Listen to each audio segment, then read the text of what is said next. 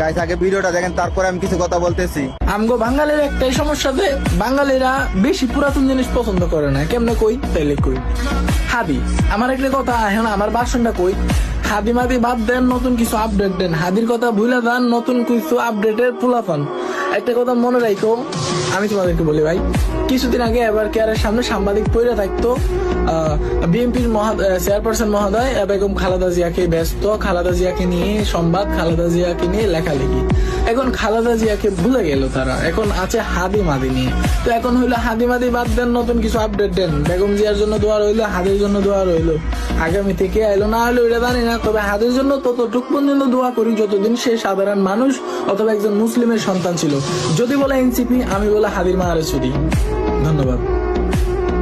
বিশ্বাস করেন ভাই, আওয়ামী লীগের কুত্তা এই সুদানি গুলারে দেখলে আমার শরীরের নম্বা একটা করে খার হয়ে জায়গা। সুদানি উতে বাংলাদেশে থাকা কেমনে বয়স দেয়। কপাচের মাটিতে থাকা একটা ছেলে বয়স দিয়েছিল, রাজ নামের একটা ছেলে, তার নিয়ে হস্ত নষ্ট করে লাইছে। কিন্তু এই সুদানির উতে বাংলাদেশে থাকা বউ নিয়ে ব্যবসা করে নিয়ে আওয়ামী লীগের পক্ষ নিয়ে কথা কর, কিন্তু সুদানি উত্তরে আজ পর্যন্ত কেউ ধরছে না। বাংলাদেশ প্রশাসনের কাছে আমার একটাই দাবি, সুদানি উত্তর যেন ধরা হয়, যেন বিচার করা হয়। আর সুদানির গুলা তোর আমি একটা কথা কই, নতুন আপডেট বাড়িব, তোর মার সাথে আর তোর বউয়ের সাথে আমি খেলবো, এই খেলার লিঙ্ক আমি ভাইরাল করবো। সুদানি বেডির বোধ সময় থাকলে ভালো হয়ে যাক। আর আওয়ামী লীগের দালালি ছাড়ে দে, নয়তো তোর জুতা দিয়া বাইরে তো সামনে তুই লালাম সুদানি বেডির বোধ।